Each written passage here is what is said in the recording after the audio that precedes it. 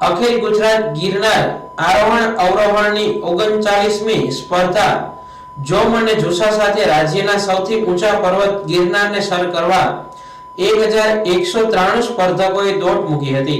આ સ્પર્ધામાં સિનિયર બહેનોમાં 38 મિનિટના સમય સાથે ઝાડા રિંગલે મેદાન માર્યું હતું।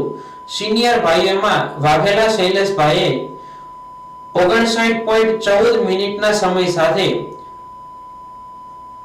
गिरनार सर कर्यो हतो। जूनियर बहनों गजरा जसोए 37.55 मिनिटना समय साथे प्रथम स्थान हासिल कर्યું હતું, જ્યારે जूनियर भाईओं में सोलंकी अजय कुमारे 1.4.20 मिनिटना समयमां प्रथम स्थाने विजेता थयो હતો। पवित्र गिरनारनी भूमिमां सवारे खुशनुमा वातावरणमां 6.45 कलाके भाईओना प्रथम चरणनी स्पर्धानो आरंभ धारासभ्य श्री संजयभाई कोरडियाए फ्लेग ऑफ थी प्रारंभ कराव्यो हतो। आ स्पर्धामां अन्य विजेताओमां सीनियर गर्ल्स में द्वितीय क्रमे आणंदना कंठेसिया नीता, तृतीय क्रमे जूनागढ़ना कथुरिया सायरा रह्या छे, ज्यारे सीनियर बॉयज में द्वितीय क्रमे गिर सोमनाथना मेवाड़ा धर्मेश कुमार, तृतीय क्रमे गिर सोमनाथना चावड़ा विघ्नेश रह्या छे, ज्यारे जूनियर गर्ल्स में द्वितीय क्रमे जूनागढ़ना गरचर दीपाली, तृतीय क्रमे जूनागढ़ना कामरिया जयश्री रह्या छे, ज्यारे जूनियर बॉयज में द्वितीय क्रमे जूनागढ़ना झाला जयराज सिंह अने तृतीय क्रमे जूनागढ़ना वाजा दिव्येश रह्या हता। विजेता स्पर्धकोने रोकड़ रकम, प्रमाणपत्र अने ट्रॉफी एनायत कराया हता। मंगलनाथ आश्रम भवनाथ में योजाયેલ इनाम वितरण समारोह में धारासभ्य श्री संजयभाई कोरडिया, जूनागढ़ जिला पंचायत उपप्रमुख मुकेशभाई कणसागरा, जूनागढ़ जिला कलेक्टर अनिल कुमार राणावासिया, प्रांत अधिकारी श्री चरण सिंह गोहिल, डेप्यूटी कमिश्नर श्री झापड़ा, जिला युवा विकास अधिकारी नीताबेन वाड़ा सहित पदाधिकारीओ अधिकारीओना हस्ते रोकड़ पुरस्कार, प्रमाणपत्र अने ट्रॉफी आपवामां આવ્યા હતા। આ તકે અધ્યક્ષનીય પ્રવચનમાં ધારાસભ્ય શ્રી સંજયભાઈ કોરડિયાએ જણાવ્યું હતું કે સ્પર્ધામાં ભાગ લઈ અને રમવું એ આપણી ફરજ છે।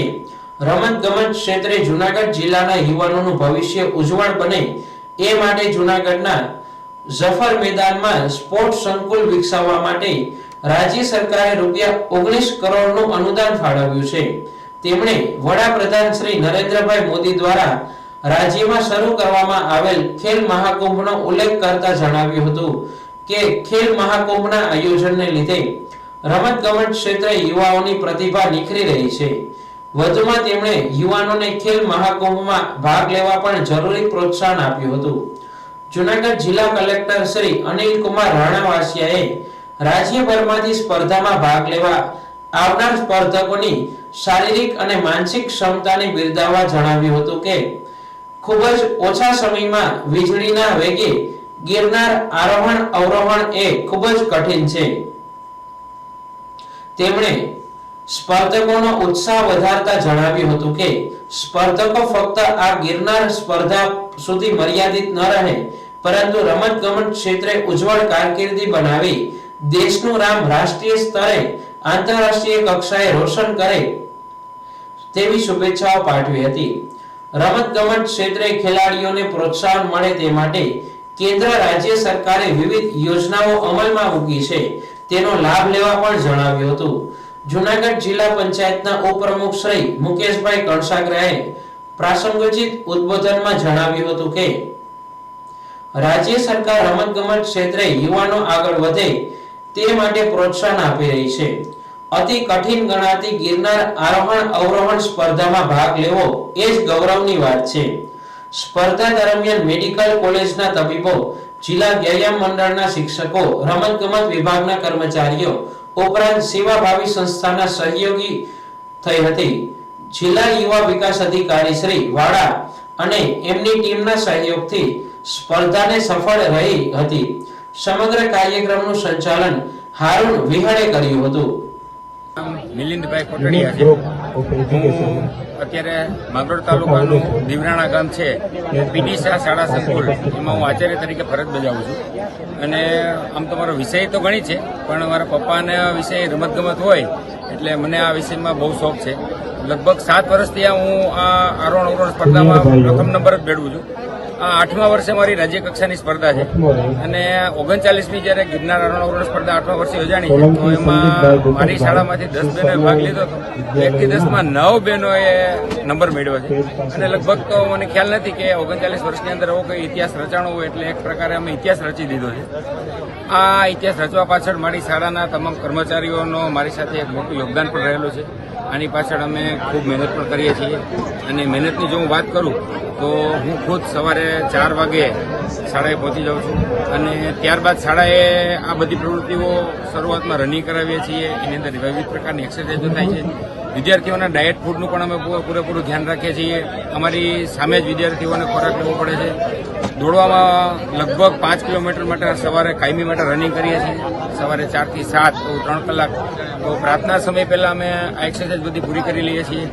બહેનોને જ્યારે નંબર મેળવે છે તો એમના વાલીઓનો પણ અમને એટલો સહકાર મળ્યો છે, કારણ કે આ સ્પર્ધાઓ જોખમી પ્રકારની સ્પર્ધા છે અને આમાં જો કાંઈ પણ થાય તો એક મોટી ઉંમરની દીકરી તરીકે લાંછન પણ ગણાય. પણ વાલીઓ એટલો બધો સહકાર આપ્યો છે કે આ સ્પર્ધાની પ્રેક્ટિસ માટે અમે લગભગ 10 દિવસ પહેલા અહીંયા ગિરનારમાં આવી ગયા છે.